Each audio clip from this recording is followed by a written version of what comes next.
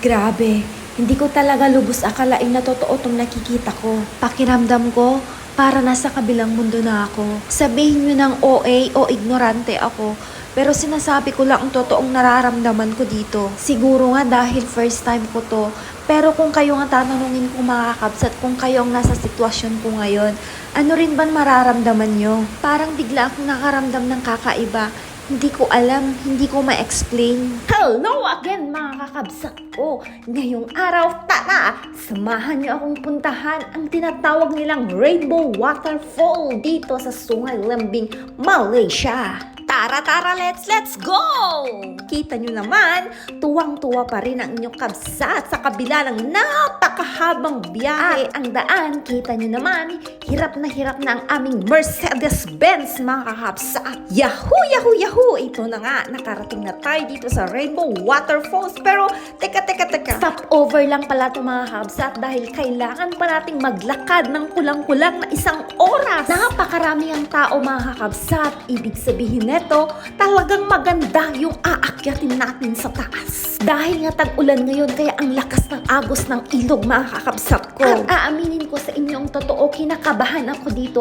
Pero syempre, napakalayo na ang ating binahe mga kakabsat. At andito na tayo. Ngayon pa ba ako susuko? Syempre hindi. Kaya sabi ko sa sarili ko, kung kaya nila, kaya ko din. Kaya go! Buti na lang mabait si kuya na nasa likuran ko. Tinutulungan niya ako mga kakabsat. Actually, hindi ako natatakot para sa sarili ko mga kakabsat.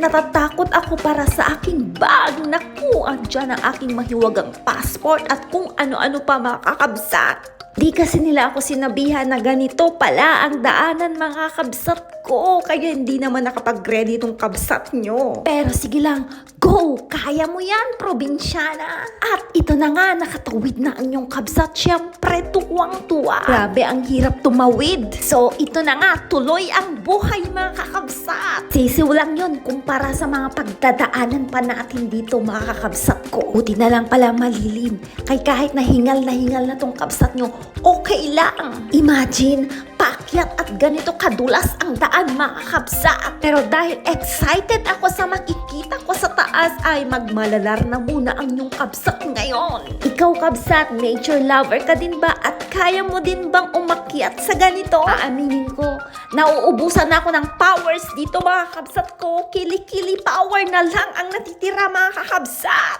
Nag-stop over na yung iba. Ginawa na lang reason ang pagpipicture taking para makapagpahinga mga kakabsat ko. Pero ang kabsat nyo, sige lang, go lang! Kaya mo yan, probinsyana! Akyat pa!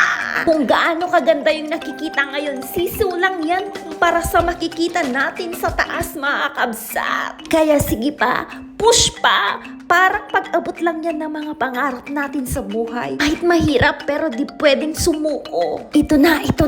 Natatanaw ko na yung waterfalls mga kakabsat. Konting-konti na lang probinsyana. Huwag ka munang bumagsak. Kailangan makarating ka muna sa finish line. Kaya push pa. Sige pa. Konti na lang. Sa totoo lang, sobrang pagod na ako dito. Wala na akong powers. Hindi ko na alam kung sinong santa o santo ang hingan ko ng tulong para mabigyan ako ng powers, mga kakabsat. Pero habang tinitignan ko itong mga kasabayan ko na hindi sila sumusuko, kaya hindi rin ako sumusuko mga kabsat. Kinakaya ko kahit mahirap. At finally, ito na ang pinakahihintay ko mga kabsat. Nakita ko na rin ang rainbow at ang waterfalls kakabsat ko. Hindi ko lubos akalain na totoo itong nakikita ko ngayon. Pakiramdam ko nasa paraiso ako mga kakabsat. Nawala yung hirap at pagod ko sa pag-akyat. Buong buhay ko ngayon lang ako nakakita ng rainbow sa mismong harapan ko at abot kamay ko mga kakabsat ko. Ano to? Nasa lupa pa ba ako o nasa langit na? Sobra to.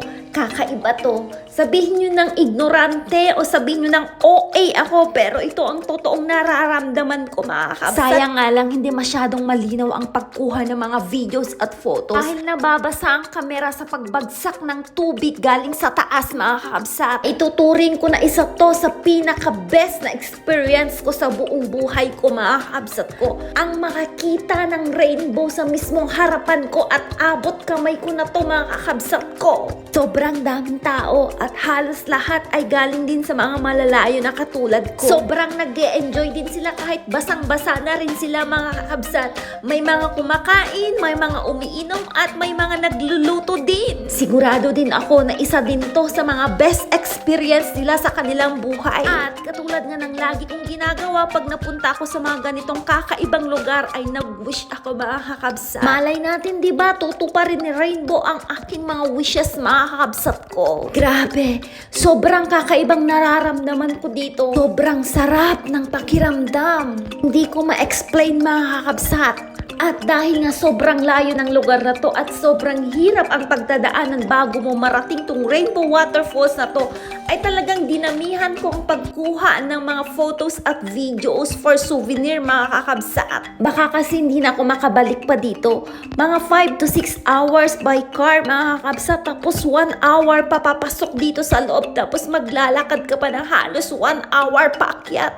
O diba sobrang hirap ang pagdadaanan mga kakabsat ko. Kaya posing kasama si Rainbow. Pero kung yayayain nila ulit ako, sigurado sasama pa rin ako mga kakabsat ko. Yung mga andito sa Malaysia, pwede kayong pumunta dito mga kakabsat.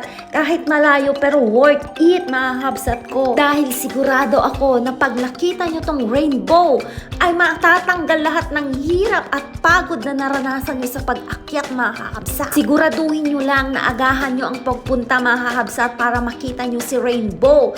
At huwag umuulan mga kakabsat dahil hindi raw siya magpapakita. At after nga ng mahigit 1 oras na kasama namin si Waterfalls at si Rainbow, pababa na kami mga kakabsat ko, pauwi na kami. At sa mga ganitong oras kasi, naglalaho na si Rainbow, hindi na siya masyadong makulay mga kakabsat. Hindi na lang, hindi masyadong mahirap ang bumaba. Tulad nga ng sinabi ko kanina, parang bigla akong lumakas nung nakita ko si Rainbow, kaya nauna ako sa paglalakad mga kakabsat. Kaya nung nakakita ako ng waiting shed, ay eto umupo muna ako habang inaantay ko yung mga kasama ko.